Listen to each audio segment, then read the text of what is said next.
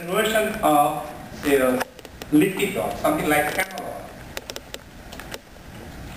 and to a process called partial hydrogenation.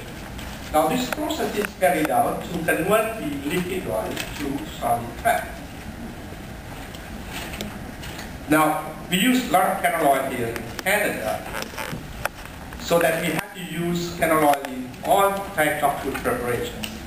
Canola oil is a liquid oil, cannot be used in the preparation of, say, food margarine, preparation of shortening, cannot be used as a prime oil in, say, fast food restaurants and baking of various types of foods. You have to make a solid fat.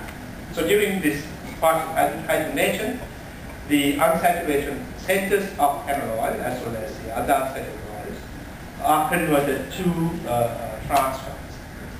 Typically, the trans content in partial hydrogenated vegetable oils would range from about 10 to 50%.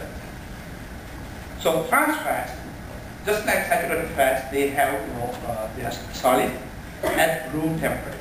So that can be used in the preparation of various foods mentioned here. So those are the sources of trans fats in our Canadian diet. So foods made with trans and saturated fats have a longer shelf life as well as more stable compared to foods prepared using unsaturated oils. The unsaturated oils can be exposed to oxygen in the air and could go rancid, and also could provide, can produce large levels of oxidized material. Some of those oxidized material can be carcinogenic. But on the other side, trans fatty acids, foods made with trans fats, foods made with saturated fats are much more tasty. And always bad things are tastier, so people tend to buy more of those and eat more of it. So that's the negative aspects of trans and saturated fats. Now, this is a very interesting slide where I compare the various types of fats and oils as well as carbohydrates on the ratio of the total cholesterol to HDL cholesterol.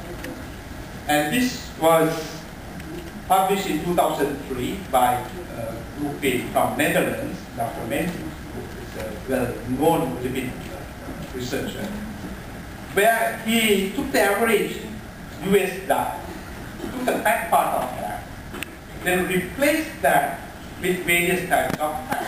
So look at theoretically examining the effect on the ratio of total cholesterol to HDL cholesterol, which is a risk factor, important risk factor for coronary heart disease. So when you look at carbohydrates, these are of course the simple sugars. The type of carbohydrates present in white rice, white bread, potatoes, etc. Carbohydrates are really not better than any of the fats. So if you want to, have a good lipid profile, best thing is to avoid carbohydrates, particularly these simple starchy carbohydrates. Okay, look at the fat levels. Now, the effect of fat. Of all the things, butter is the worst one. People like to eat butter, but however, when you look at compare butter with the other ones, that can increase the ratio of total cholesterol to HDL cholesterol. And earlier speaker mentioned about ghee. There are two types of ghee.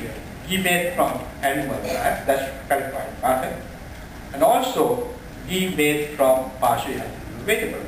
But sometimes in Asian countries, they label that as made from vegetable oils, but in fact it's made with partially hydrogenated vegetable oils containing a lot of trans fats. So the animal ghee made from animal fat or butter is really should follow the column here and increase the total cholesterol to HDL cholesterol. So this is one of the things that we should be avoiding if you're worried about your blood profile. Now, the ghee made from partially hydrogenated vegetable oil is something close to this margarine. That's the stick margarine or the hard margarine. So again, it can increase the ratio compared to the dietary fat in the average. So what is best fat? Rapeseed oil.